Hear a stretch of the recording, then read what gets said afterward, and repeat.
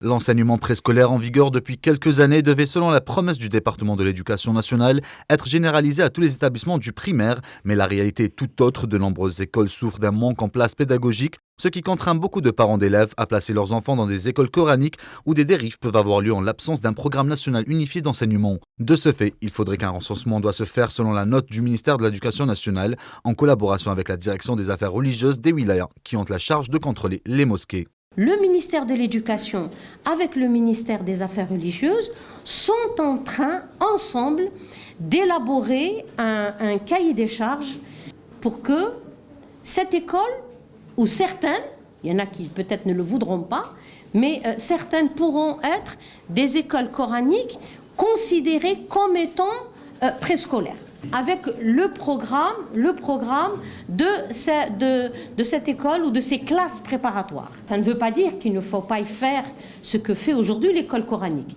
Elle continuera à jouer son rôle. Pour cause, les élèves des places préscolaires publiques et des écoles coraniques n'arrivent pas à entamer la première année primaire avec le même niveau et ainsi mettre fin à la situation anarchique dans laquelle les enfants restent les premières victimes. Ben Rabait a d'ailleurs rappelé la stratégie que compte suivre son département afin d'endiguer la violence et la déperdition scolaire. La proposition qu'est 2 écoles primaires, 2 collèges et 2 lycées par wilaya.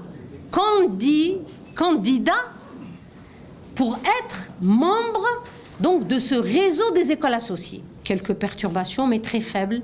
Beaucoup de précautions ont été prises cette année et elles vont l'être encore plus. Encore une fois, le ministère de l'Éducation nationale a axé tous ses efforts pour l'amélioration de l'évaluation pédagogique et du système éducatif à travers le lancement d'une constitution nationale, le renforcement du volet formation au profit des enseignants en matière pédagogique et l'intensification des activités culturelles.